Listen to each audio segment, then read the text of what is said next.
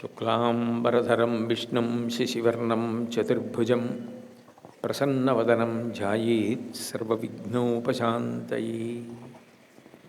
గురుర్బ్రహ్మా గురుర్విష్ణుః గురుర్దేవో మహేశ్వరః గురుః సాక్షాత్ పరం బ్రహ్మ తస్మై శ్రీగురవే నమః. వ్యాసాయ విష్ణురూపాయ వ్యాసరూపాయ విష్ణవే నమో వై బ్రహ్మనిధయే వాసిష్ఠాయ నమో నమః. కూజంతం రామ రామీతి మధురం మధురాక్షరం ఆరుహ్య కవితాశాఖాం వందే వాల్మీకికోకిలం.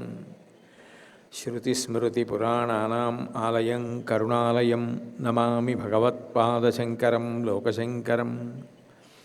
వాగర్ధావివ సంపృక్తౌ వాగర్ధప్రతిపత్తయే జగతః పితరౌ వందే పార్వతీ పరమేశ్వరౌ. సూక్తిం సమగ్రయతున స్వయమేవ లక్ష్మీః శ్రీరంగరాజమహిషీ మధురైఃకటాక్షైః. వైదగ్ధ్యవర్ణకుడకుంభనగౌరవైర్యాం కండూలకర్ణకుహరాः కవయోధయంతి. హైమోర్ధ్వపుండ్రమజహన్మకుటం సునాసం మందస్మితం మకరకుండలచారుగండం బింబాధరం బహుళదీర్ఘకృపాకటాక్షం. శ్రీవేంకటేశముఖమాత్మనిసన్నిధత్తాం విమలపటీ కమలకుటీ పుస్తకరుద్రాక్షసస్తహస్తపుటీ కామాక్షి పక్ష్మలాక్షి కలిత విపంచి విభాసి వైరించి. మనోజవం మరుతతుల్యవేగం జితేంద్రియం బుద్ధిమతాం వరిష్టం వాతాత్మజం వనరయూధముఖ్యం శ్రీరామదూతం శిరసా నమామి. ఆపదామపహర్తారం దాతారం సర్వసంపదాం లోకాభిరామం శ్రీరామం భూయో భూయో నమామ్యహం. శ్రీరామచంద్రం శ్రితపారిజాతం సీతాముఖాంబోరుహచంచరీకः సమస్తకల్యాణగుణాభిరామः నిరంతరం మంగళమాతనోతు. హరి ఓం. పరమేశ్వర స్వరూపైన సభకి నమస్కారం. అయితే మీరు ఒక్క విషయాన్ని బాగా జ్ఞాపకం పెట్టుకోవాలి. శంకర భగవత్పాదాచార్యుల వారు జ్ఞానమార్గావలంబకులు. భగవంతుడి దగ్గరికి వెళ్ళి నిజానికి మనం ఇది కావాలి అని అడగలేము. ఎందుకు అడగలేము అంటే ఆయన కొండంత ఇవ్వాలని అనుకుంటే మనం రేగుపండంత మాత్రమే అడగగలం. నిజానికి జగన్నాథుడు ఏమి ఇవ్వగలడు అంటే పక్కన రాధావపురాలింగనసుకో, కాబట్టి ఆయన ఏదైనా ఇవ్వగలడు. అటువంటి పరమాత్మని నేను కేవలం అక్కర్లేని చిన్న చిన్న విషయాల అడిగేది కాదు. అందుకని అంటారు నవై ప్రాధ్యం రాధ్యం నచ నచ కనకత భోగ విభవే. తర్వాతి శ్లోకం దగ్గరికి వచ్చేటప్పటికి అంటారు స్వామి జగన్నాథ, ఇంత గొప్పవాడవైన నీ దగ్గరికి వచ్చి నేను ఇది కావాలని అడగను. నవై ప్రాధ్యం రాజ్యం, నాకేదో రాజ్యం కావాలని నేను అడగను.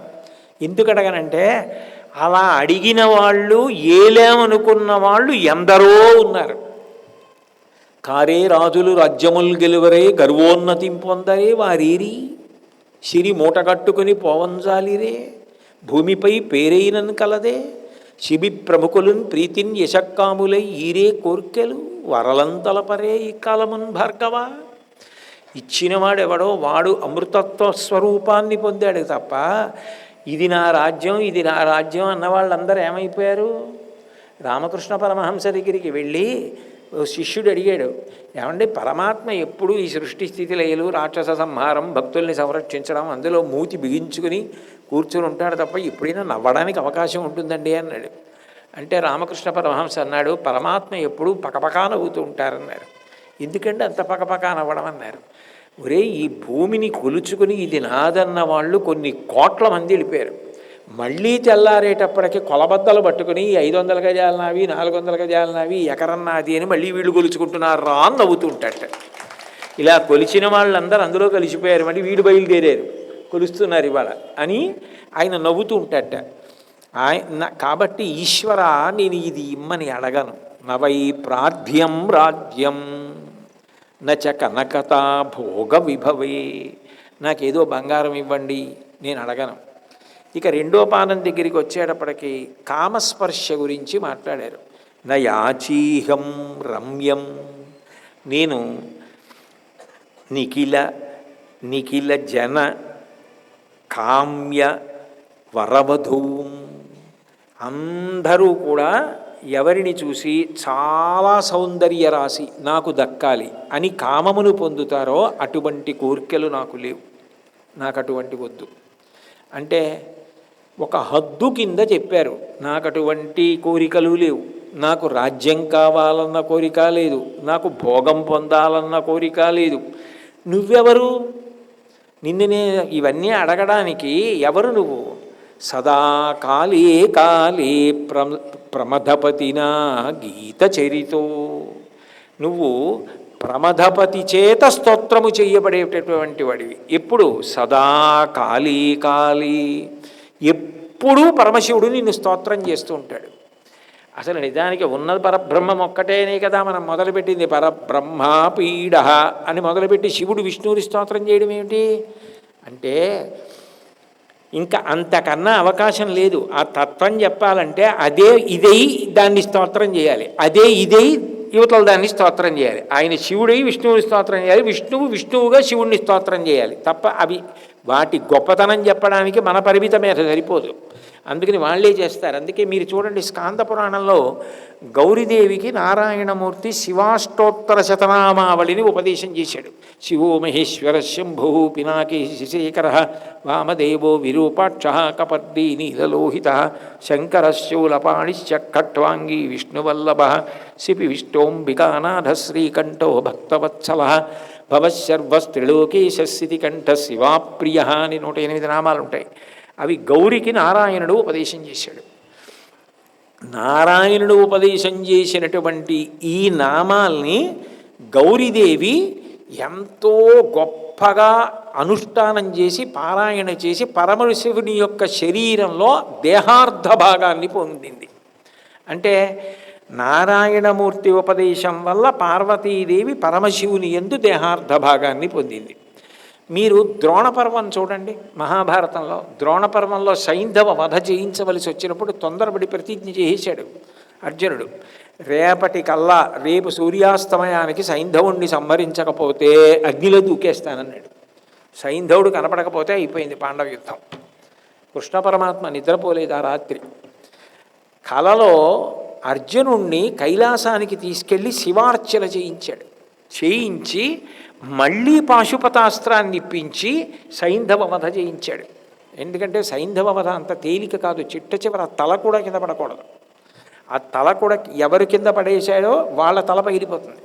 అందుకని అది కింద పడకుండా ఉండాలంటే వాళ్ళ నాన్న ఎక్కడో హిమాలయ పర్వతాల దగ్గర తపస్సు చేసుకుంటున్నాడు. పాశుపతాస్త్రం పెట్టి కొడితే అది ఆ తలని తీసుకెళ్ళి వృద్ధక్షత్రుడని వాళ్ళ సైంధవుడి తండ్రి ఒళ్ళో పడేటట్టు కొట్టింది. ఆయన మంచి తపస్సులో ఉన్నాడు, ఏదో ఒళ్ళో పడిందని కళ్ళు విప్పాడు, మెడ తెగిపోయిన తలకాయ. కొడుకుదని చూసుకోకుండా తలని కింద పడేశాడు. ఎవరి కింద పడేశాడో వాడి తల పగలాలని ఆయనే వరవడిగాడు. కొడుకు విషయంలో ఆయన తలే పగిలిపోయింది. పరమశివుడి అనుగ్రహం లేకపోతే ద్రోణపర్వంలో శివపూజ చేయించి సైంధవ వధ చేయించాడు కృష్ణ పరమాత్మ. అనుశాసన పర్వం మీరు చూస్తే కృష్ణుడి యొక్క వైభవం ఏమిటో పరమశివుడు స్తోత్రం చేస్తాడు. అదే అనుశాసన పర్వంలో మీరు చూస్తే ఉపమన్యు మహర్షి కృష్ణ పరమాత్మకి శివ సహస్రాన్ని ఉపదేశం చేస్తాడు. ఎక్కడుంటాయి శివకేశవ భేదాలు? ఎలా ఉంటాయి? అలా ఉండే అవకాశం ఉండదు. ఒక పరబ్రహ్మమే రెండై మన కొరకు మనం తెలుసుకోవడం కోసం శివుడిగా కేశవుణ్ణి ప్రస్తుతి చేస్తుంది, కేశవుడిగా శివుణ్ణి ప్రస్తుతి చేస్తుంది. లేకపోతే మనకు అసలు ఆ తత్వం ఎలా అందుతుంది? అది అందాలంటే అదే చెప్పాలి. ఇప్పుడు నా బలహీనతలేవో నా బలాలేవో మీరు నన్ను చూసినంత వరకు చెప్పగలరు, కానీ యథార్థంగా నా బలం ఏమిటో నా బలహీనత ఏమిటో ఎవరికి తెలుస్తుంది? నాకే తెలుస్తుంది. అప్పుడు నేనే చెప్పాలి దాన్ని. అట్లాగే ఆ పరబ్రహ్మము గురించి చెప్పవలసి వచ్చినప్పుడు అదే శివుడై కేశవుడిగా చెప్తుంది, కేశవుడై శివుడిగా చెప్తుంది. దానికి జుత్తి పీకేసుకోవలసినంత అవసరం ఏమి ఉండదు. అదే వెంకటాచలంలో తిరుపతిలో అదే విష్ణువు ఆదివరాహమూర్తిగా వెంకటేశ్వరుడిగా కనపడ్డాడు. ఎంత సంతోషం! ఒక ప్రమిదలో 2 ఒత్తులు. అదే విష్ణువు రామాయణం బాలకాండలో పరశురాముడిగా కోదండరాముడిగా కనపడ్డాడు, ఎదురెదురు పడ్డాడు. ఏమైంది? అదే పరబ్రహ్మం శివకేశవులుగా కనపడింది. ఏమవుతుంది? మూడు మూర్తులకును మూడు లోకములకు మూడు కాలములకు మూలమగుచు భేదమగుచు తుతిక భేదమయ్యొప్పారు బ్రహ్మమనగ నీవే పాలనయన అన్నారు. ఒక ప్రమిదలో 2 ఒత్తులు వెలుగుతున్నాయి, చూడ్డానికి 2 దీపాలు వెలుగుతున్నాయి అన్నారు. తత్వం చెప్పవలసి వస్తే 2 దీపాలు ఒకటే దీపం, ఎందులో వేరెట్టినా చేయగలుగుతుంది. 2 అగ్ని, 2 కాంతి, 2 ఒత్తికి వెలుగుతున్నవి, 2 దీపాలే. కానీ చూడ్డానికి 2 దీపాలు వెలుగుతున్నట్టుగా కనపడతాయి. అంతే పరబ్రహ్మం.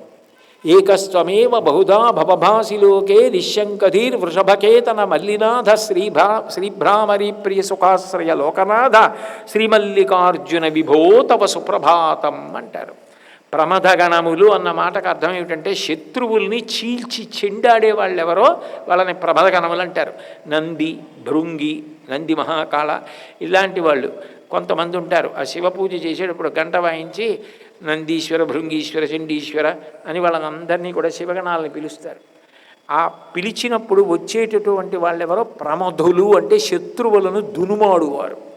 అటువంటి ప్రమథగణముల యొక్క అధిపతి అయినటువంటి పరమశివుడు సదా కాలే కాలే ప్రమథపతినా గీత చరితో. ఆ పరమశివుడు జగన్నాథ నిన్ను సర్వకాలములయందు, ఎప్పుడో ఒకప్పుడు కాదు ఎప్పుడూ స్తుతిస్తూ ఉంటాడు. ఎందుకనంటే నీ అనుగ్రహం, నీ సౌలభ్యం చూసి ఇంత కిందకి దిగొచ్చేసావా అని ఇంత గొప్పగా శివుడు స్తుతించేటటువంటి జగన్నాథ స్వామి నయనపథగామి భవతుమే. ఓ జగన్నాథుడా, నీవు నా కందుల ముందు సాక్షాత్కరించదవుగాక అంటారు. చిట్ట చివరి శ్లోకం దగ్గరికి వచ్చేటప్పటికి నేను మీకు ముందే మనవి చేశాను, శంకరులు జ్ఞాన మార్గావలంబకులు, జగద్గురువులు. ఎన్ని జన్మలు ఎత్తండి, ఏ జన్మ ఎత్తండి, అది కుక్కవనివ్వండి, పిల్లవనివ్వండి, పందెవనివ్వండి, దానికో సంసారం ఉంటుంది, దానికి పిల్లలు ఉంటారు.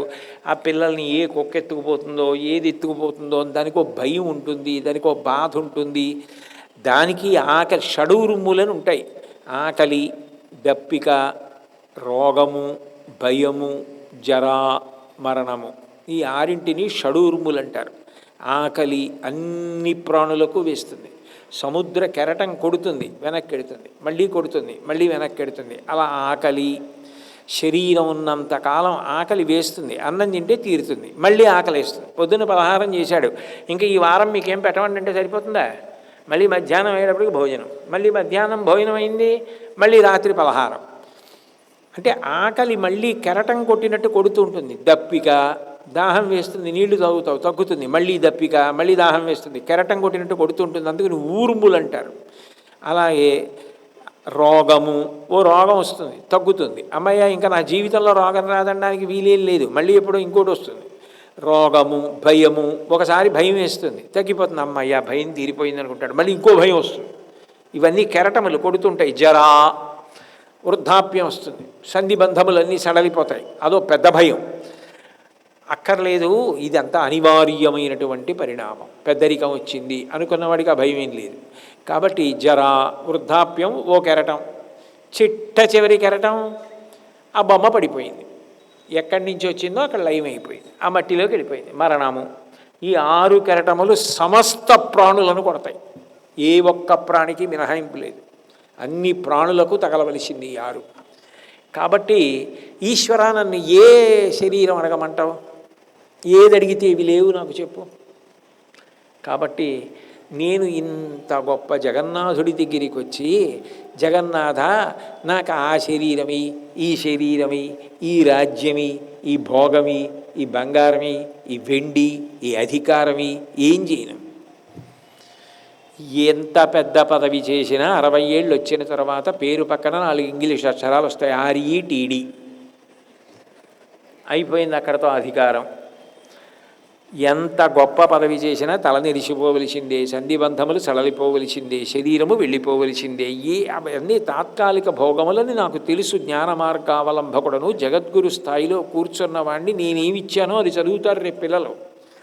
అప్పుడు నేను ఏది పడితే అది ఎలా ఇవ్వగలను? వాళ్ళకి అభ్యున్నతికి పనికొచ్చేది మాత్రమే నేను ఇవ్వవలసి ఉంటుంది. అందుకే శంకరాచార్యుల వారు చాలా అద్భుతమైనటువంటిది ఒకటి ప్రతిపాదన చేశారు. చిట్ట చివరి శ్లోకం దగ్గరికి వచ్చేటప్పటికీ హరత్వం సంసారం ధృతతరమసారం సురపతే. ఓ జగన్నాథ, నేను నిన్ను అడిగేది హరత్వం సంసారం, నాకు సంసారమును హరించు, నా సంసారమును హరించేసి ధృతతరం, అది ఎంత గట్టిగా పట్టేసుకుంది నా యందు అంటే, ఒక చెట్టు ఉంటుంది, చెట్టు పక్కన ఒక తీగ మొలుస్తుంది. మీరు చెట్టు తీగ వేరువేరుగా ఉన్నంతసేపు తీగ మొదలు కోసేశారనుకోండి, తీగ అంతా ఎండిపోతుంది, చెట్టు నల్లుకున్న.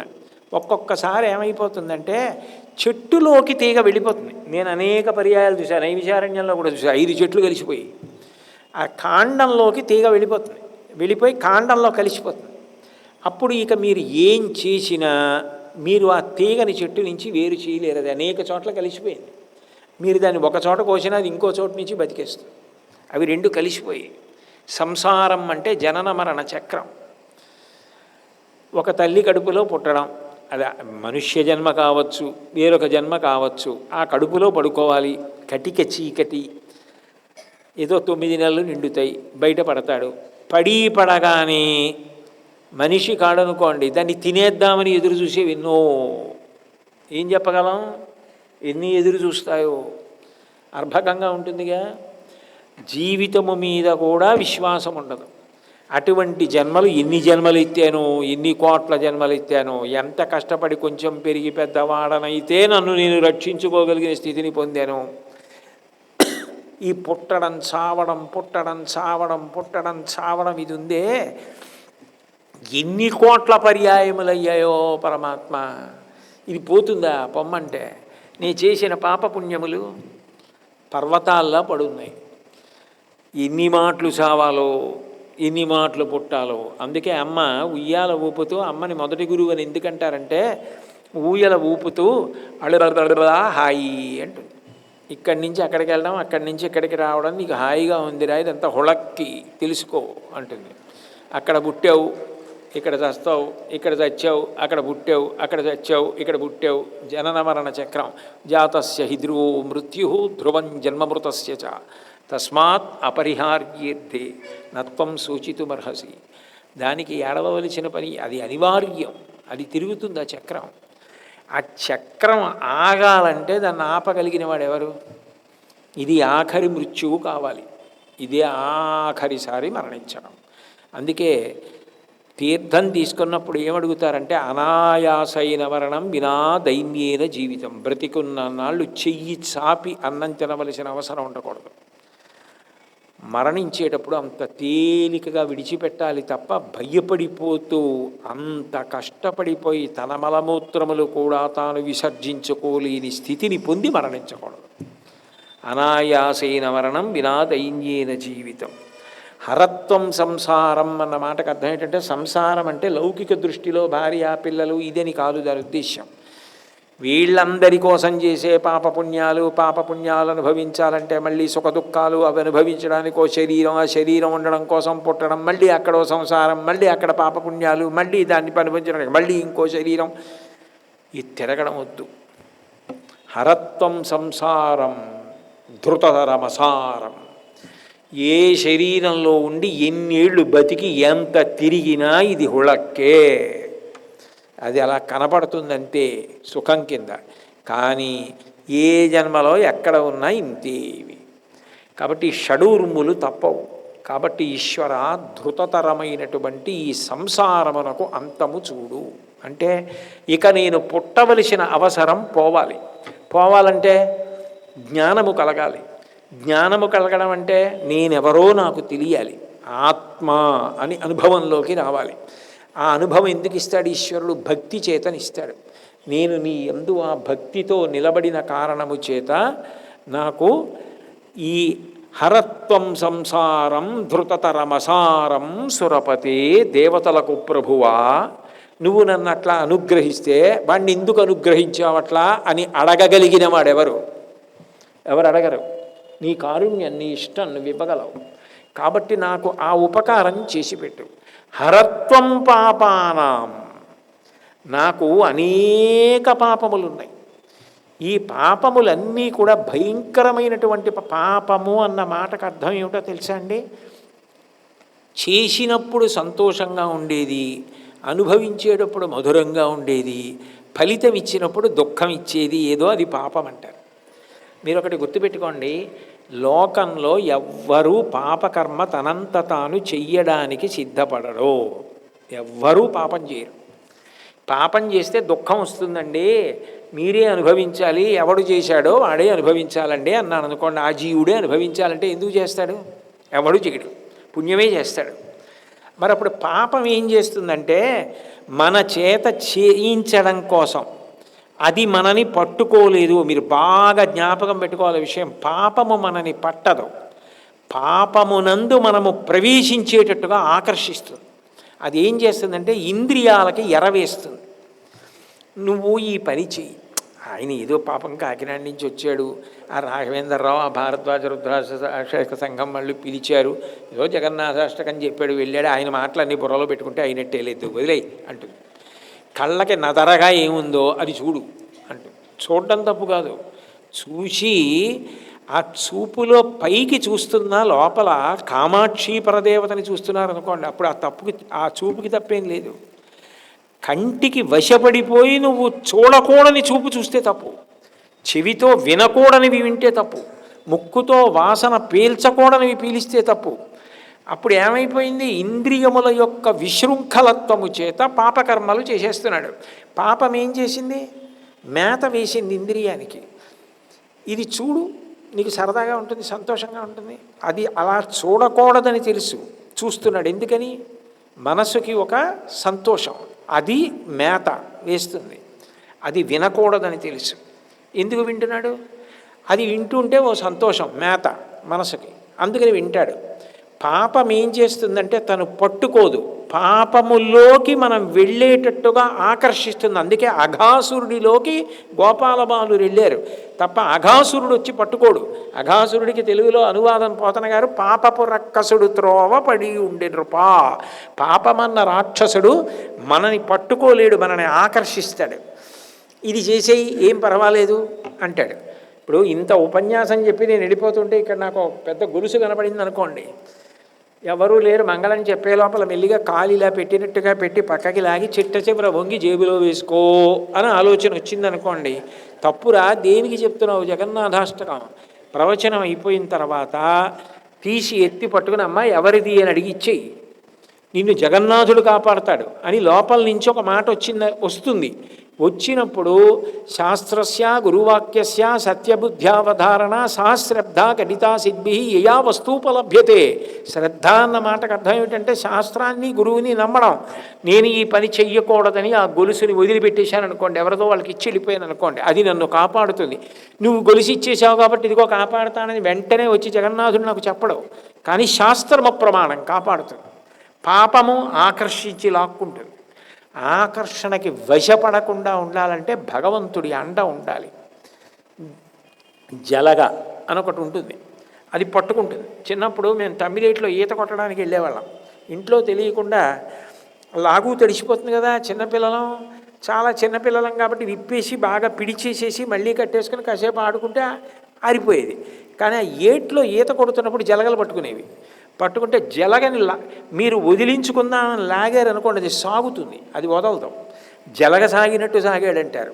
అందుకని ఏం చేసేవాళ్ళం, ఇంట్లో చూడకుండా కాస్త కాగితంలో ముగ్గట్టుకు వెళ్ళేవాళ్ళం. ఆ ముగ్గు దాని మూతి దగ్గర వేసారనుకోండి, దానికి ముగ్గంటే అసహ్యం, వదిలేసేది. అందుకని జలగకి నోటి దగ్గర ముగ్గేస్తారు. పాపము పట్టుకోకుండా ఉండాలంటే భగవంతుని యొక్క నామము, భగవంతుని యొక్క కథ, భగవంతుని యొక్క రూపము, భగవంతుని విభూతి, భగవంతుని యొక్క నమ్మకము విరుగుడు. పట్టుకోదు పాపం. పాపమునందు వైముఖ్యము కలుగుతుంది. ఆయన నాకు కావలసింది ఈ మేత, నాకు కావలసింది, నేను లొంగనంటాడు. లొంగకుండా పనసపండు కొట్టి తొనలు తీసేవాడు చేతికి నూనె రాసుకుంటే ఎలా జిగురంటుకోదో, భక్తి అన్న నూనె రాసుకున్న వాడి చేసిన కర్మల చేత వాడికి ఏ పాపము అంటుకోకుండా నిలబడగలుగుతాడు. ఇది జగన్నాథ నాకు అనుగ్రహించు. హరత్వం పాపానాం, అది ఎంత అంటే వితతిమపరాం, రాసులు రాసులు పర్వతాల్లా పడిపోయింది. యాదవపతే, యాదవపతి అయినటువంటి ఓ కృష్ణ భగవానుడా, నువ్వే ఈ పాపరాశినంతటినీ కూడా ధ్వంసం చేసేయి. ధ్వంసం చేసేస్తే ఇక నేను మళ్ళీ పుట్టవలసిన అవసరం నాకు ఉండదు. కాబట్టి దీన్ని తీసేసేయి. తీసేసిన తర్వాత నేను ఇంకా చాలా కాలం ఉంటాను కదూ, నేను అటు ఇటు ఎప్పుడూ కూడా తడబడకుండా నన్ను పొదివి పట్టు. అమ్మ పిల్లవాడిని ఎందుకు పొదివి పడుతుంది? ఎప్పుడూ పిల్లవాడి వంక చూసుకుంటూనే ఉంటుంది, వంట చేస్తూ ఉంటుంది, పిల్లాడు ఏం చేస్తున్నాడో ఏం పట్టుకున్నాడో చూస్తూ ఉంటుంది. ఎందుకని?